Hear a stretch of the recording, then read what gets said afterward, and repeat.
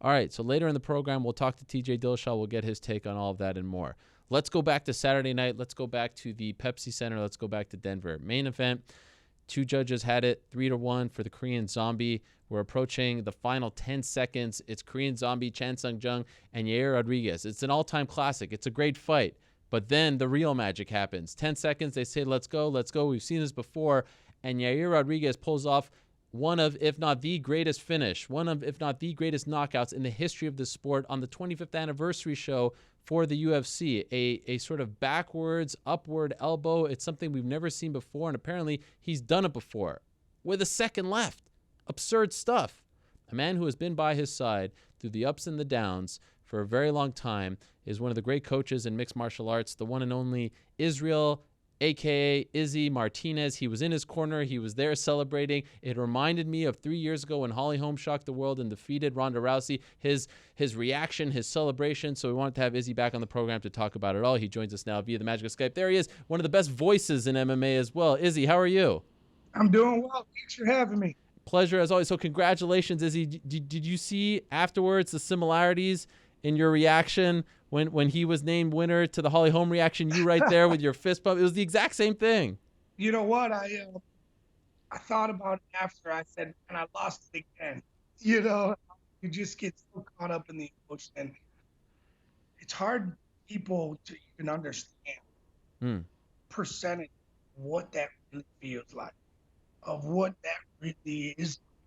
You know, your boy, that your young man, young guy coaching for so long, had one of the hardest couple years of his life, where most guys fall over, most guys turn into bad things, most guys can't overcome it.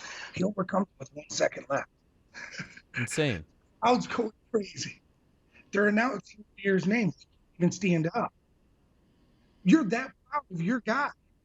Bruce Buffer is El Pantera right in your face. It is the greatest feeling of all time. And yeah, you get a little embarrassed because you get so crazy. But no way.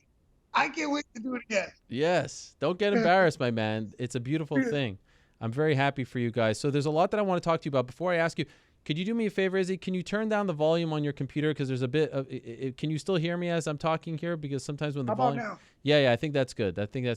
Okay, we'll see that. First, let me take a step back. You first met Yair Rodriguez when? I think it was 6 years ago down at Jackson's MMA. Okay. Yeah, 5, 6 years ago. Post Ultimate Fighter? Before the Ultimate Fighter. Okay, but then you. I don't know, maybe longer. Okay, but then you were with him for a bit, and then you parted ways, correct?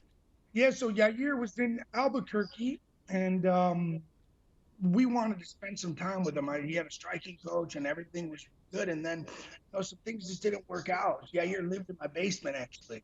Yeah. The Holly Holm knockout against Ronda Rousey, Yair was living in my basement at that time. So we've been tight. We're boys, you know, and we split up. Yair wanted some things out in his life.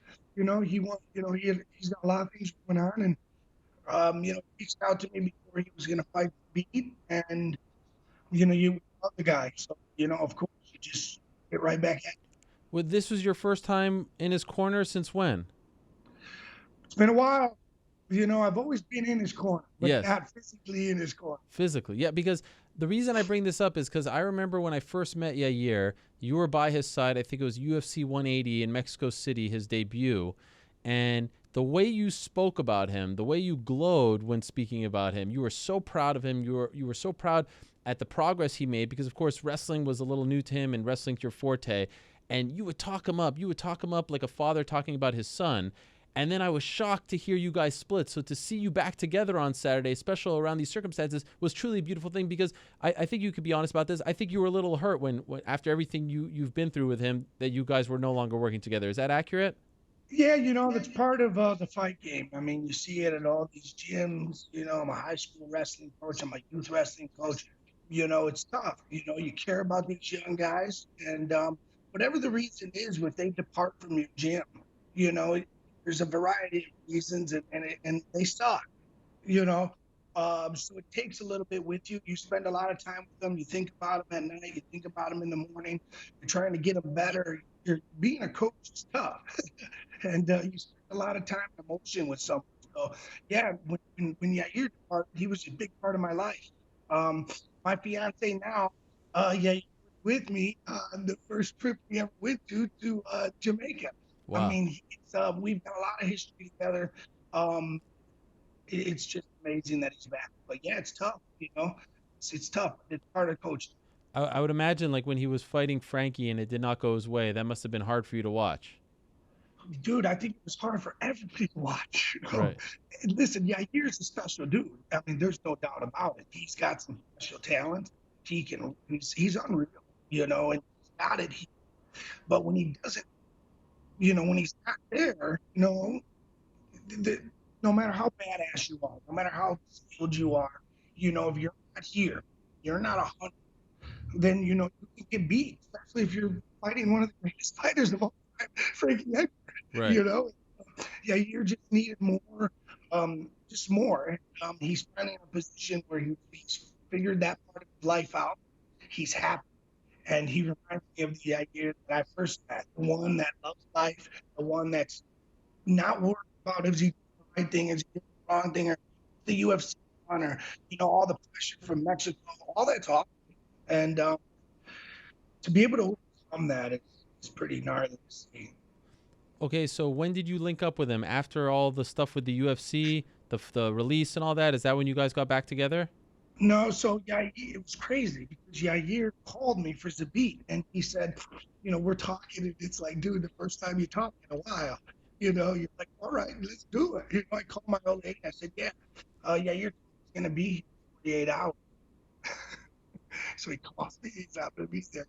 Booked the next flight with 1,000, and he came to Chicago, and dude, we hung out. To I had 2 youth wrestling camps to do.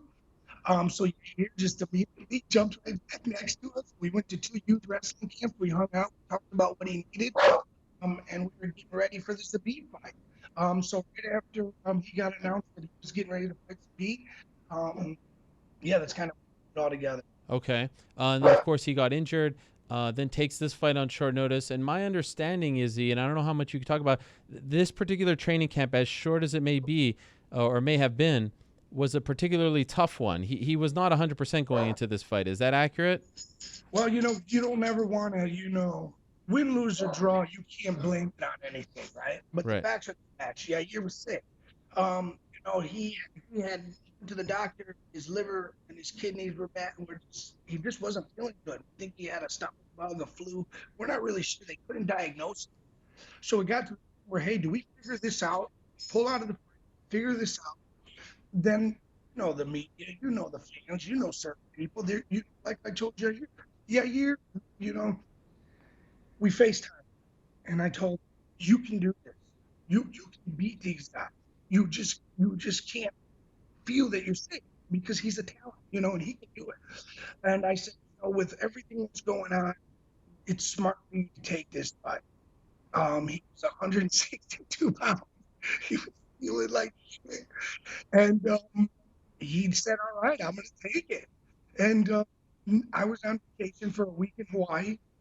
Yair drove to Donald Cerrone's ranch. And Donald Cerrone are like home. They've been, Donald believed in Yair before I even saw Yair. Wow. And we love Donald. Donald's our homie. We've always been cool with Donald. I cornered Donald for his fight against John Hill in Poland.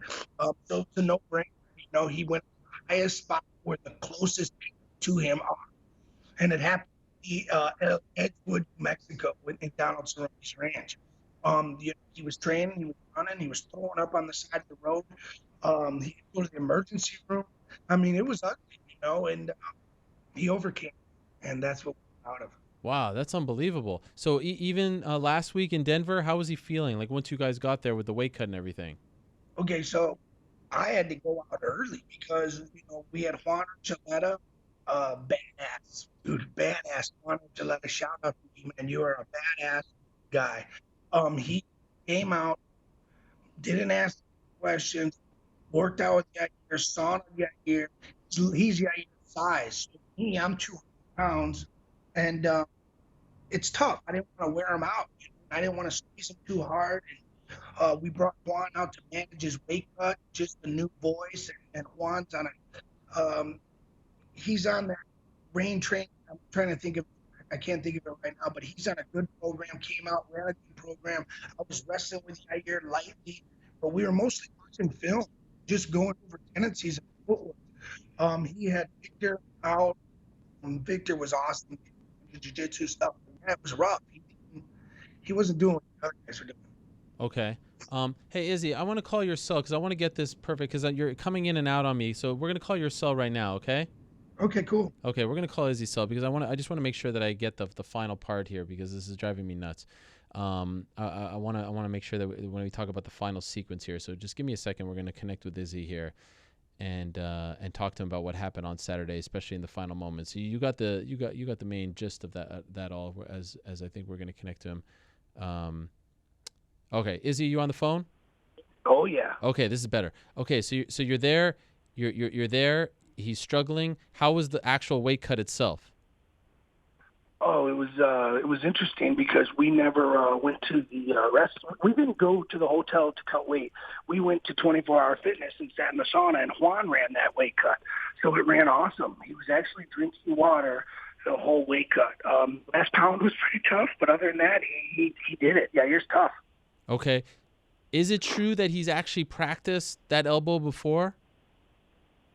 Yeah, Yair's practiced that elbow a bunch of times, but not only that, he's got other crazy stuff. Like the goal with Yair is to keep him basic, and then when he needs it and pull out some of his stuff, he's able to do that. But yeah, that doesn't surprise me. I know there's the vibe out there. He was lucky or whatever. They don't know Yair. They don't know what he's capable of.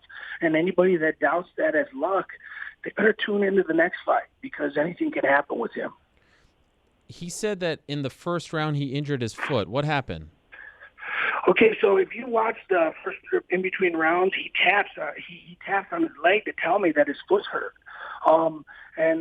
At that point, when I went out of the first round, we got to use our elbows at this point. We got to be able to do other things because we can't kick. And, he hurt it in the first round because that was part of the game plan to go out there and kick this guy hard. So yeah, he hurt it in the first round. It was tough, but he overcame it. And that's what I continue to say. That's unbelievable. Okay, so what are you telling him in between the second, the third, the fourth, going into the fifth? Did you he's clearly banged up, right? It was crazy. You're sending your guy out there, and every time he comes back, he's more and more tired. He's more and more damaged. So it was awesome, Ariel, because he was showing, because you can feel his energy. He puts his energy on you, and the whole goal is to get his heart rate back to where he's supposed to be. Lower that heart rate, feel relaxed, and then we thought about this in training because he was training for Zabit. Okay, so we were training. He was in Chicago. We went to Jackson's for weeks. We were up at Duke Rufus's gym. We were swimming in Lake Michigan. So we were actually 4 weeks already into camp together. And then he got hurt. He broke his ribs. So then he couldn't fight that fight. And then this came back, but we already had 4 weeks of training that the ideas that we were talking about, suffering and overcoming and using all of the things that happened to him in the last year of his life, part of this motivation and the vision. And that's where we were finding with him every round. Just relax, get back to where we talked about, get back to where you are strong, lower that heart rate. And then we obviously addressed some of the fundamental mistakes that we were trying to correct, not backing straight up. We got to move our head. We got to do certain things, but I thought his wrestling looked great. I thought his heart looked better than ever. Did you think that he was down 3-1 going into the fifth? You know what? I thought we were losing. I didn't know how close. I thought one of the rounds was iffy, right? So where I was at was this. I'm walking in the cage going, all right, I think it's 2-2 because I'm Yair's coach. It's probably 3-1. Yair, let's finish this guy. Because I didn't want Yair to think he just had to win that round, and the mindset of, hey, man, if you got to finish him, you're probably going to throw a little bit harder. You're probably going to really, put it all out there. So that was the goal. Go in there and finish this guy. And wow, well, what a way to end. Okay, so I don't even know if you can remember, but what is going through your mind The last 10 seconds when they do that little thing, and then of course the knockout Korean Zombie like rushes in there and gets caught. Do you remember what is going through your mind throughout that sequence? I just wanted to see the last couple punches. I was just hoping he hit him with something. And when he dipped his head, I was like, oh shit. Boom. It was because I didn't know if he got hit when he dipped his head. It was crazy. There was like the pole there. Security was on the cage. Everybody thought the fight was over. Oh, you thought that the round ended?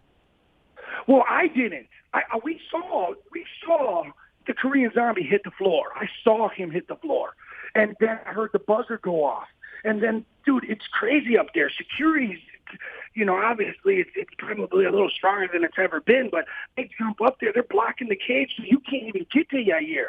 So you jump up on the cage to wish him, he's tired. He's like, oh, my God, he looked like he was going to pass out. So he falls back to kind of he wanted to lay down. He was exhausted. So as he pulls over, I held on to him too long. I should have let him go. And by that time, I couldn't keep my balance. Boom, I went tumbling down. And Victor came tumbling down on top of me. Security screaming at us. And you don't care. It was amazing. I loved it. It was incredible. That must have been, you've been there for many big-time events, John Jones, Holly Holm. That must be up there, considering your relationship with him and everything you guys have been through, right? Well, you love them, so you love the fight. So there's a lot of things that you love, and then when they all come together, wow! Holly Holm's experience with Ronda was epic. I mean, it's 65,000. It was the craziest thing ever. But me and Yair are brothers, so you're right. The emotion was there. It's definitely up there. John's done some cool stuff too. So yeah, it was definitely one of the coolest days of my life, and it was definitely worth it. You forget about all the hard times. You forget about the sleepless nights and the traveling and sleeping on the airplane. You forget about it all when things like that happen, and you get to see your guy get his hand raised and literally go from the guy from being fired to now the guy that's considered one of the most dangerous in the division. So no serious injuries after all that? Yeah, so no serious injuries. His knees are good. His elbows are good. His hands are good. His feet are good. And most importantly, his health is good. He says he feels great. He's swollen, but when you win and you're swollen, it doesn't hurt as much. So he's feeling good, but the doctor said, no broken bones. Wow. How many times have you watched the finish? 100. I got 300 some text messages right after, and they were all sent. People were all like, can you believe this? Like, wow, like that. It was just so cool. They were recording it from TV and sending it to me. So it was just, it was unreal, Ariel. I woke up this morning and I go, what's awesome? I get to talk about one of the coolest moments in my life. You get to share this, and I hope some of the young fighters, hear this and know that they, how awesome it is and use it as inspiration, and also know that no matter what, there's always time on the clock. And I think that this is just huge for the sport. It's huge for young fighters. It's huge for fighters in all. Just never quit. Yeah, very well said. And you also had Macy Barber on the card, so what a great night for you. And I'm assuming you were very happy with her as well. Yeah, Macy. So I met Macy years ago down at Jackson's. That's kind of the common denominator down there. There's a bunch of young fighters coming in and out of the place. So you get to meet them. I met Yair there. I've met so many of the best fighters in the world. Now they're the best fighters in the world. They're young and they're kicking ass. So I meet Macy down there, and when you're training John or Holly, you train them for a couple hours a day. And then you don't have to. You have a lot of downtime, So you see these young champions, and Macy Barber's father, Bucky, grabbed me and said, hey, my daughter's a young fighter. She's just starting her career. She needs we'd love to see if we can get some workouts with you. And I love hungry fighters. I love that. That really is my drive. When I meet another young athlete that wants to be the best in the world and wants to sacrifice it and is focused and isn't partying and is doing all the right things, Ariel, it's a coach's dream. And you meet this young girl, and at the same time, you're training Holly Holm. And you see, Holly's Holly, but you see something out of this young. she's hungry. She's serious. So I ended up working with her. And I just kept the relationship open, and whenever I saw her, I would train with her. And she ended up coming up for a mini camp. So she came up to Chicago. We had a mini camp together, and she had a great time. I brought some young women wrestlers in there for her. And then Bucky asked me if I'd corner her. So it was just an unreal experience with Macy. She's unreal. She's so focused and so talented. Sky is the limit for her. And I don't say that often, but she's got the tools, and I'm just excited to be a part of it. You're obviously based out of Chicago, as you mentioned, but you've been a big part of the Jackson Wink team for a long time. Was it awkward at all with all the stuff with Coach Winklejohn and Cerrone, and even afterwards, some of the things that were being said? I know you're friends with everyone to a degree. Was it strange? Was it a strange environment? I stayed out of it. I truly did. I have nothing but respect. Nothing but respect for Coach Greg and the whole team down at Jackson Wink. That's my home. That's where I started this thing. I'm lucky to be accepted at Duke's gym, and Mark Montoya now accepts me to kind of train those guys, knowing you got all this love for Jackson Wink. But I love those guys. Wink and Greg opened the door for me. So I also love Cowboy, man. So I spent a lot of time with Cowboy. I remember staying at the ranch, and there's so many long stories that I have with both those guys. I stayed out of it. I knew that, it shouldn't have happened. So I just know that nobody brought it up. That was the coolest part. I got to see Mike Perry there at the fight. I got to see Cowboy, and it wasn't like they were talking back and forth. It was an easy environment all week long. I saw them pass by, and everybody kind of laughing. It was all right. It was a lot. The media makes it sound out to be a little bit crazier than it is, and I stayed out of it, Ariel. Okay. Well, that is good. I have to say, it really warmed my heart seeing you, and that was the first thing I thought about, the Holly Holm reaction when I saw you in the back there, and just knowing your relationship with Yair and how much you love him and what you guys have been through. Honestly, that was my favorite part of the whole night. It really was, even more so than the knockout itself. So great to have you on the show, Izzy. Continued success to you and your team, and also congratulations to you and your fiance on getting engaged recently, and obviously the birth of your child, which I think is over a year now, but a lot of great things have been happening for you, and I'm really happy for you. Ariel, I appreciate it. It's been a long ride, and I'll see you at the next one. We got Jared Gordon and Sergio Pettis in Milwaukee, and then John Jones. So I'll be seeing you here. I'll be seeing you here in a couple weeks. All right, my man. All the best, and congrats again. There he is, Izzy Martinez, one of the very best coaches in this game. So happy there. I tweeted out the GIF of the Holly Holm celebration after UFC 193 in Melbourne, Australia. He was there with the fist high in the air, and then I think he was hugging Wink, or kissing Wink even. And then on Saturday, it was him hugging Mark Montoya of Factory X, and the same kind of celebration. It was amazing. It really was. So congrats to all involved, and we'll talk more about that finish with Yair later on in the program.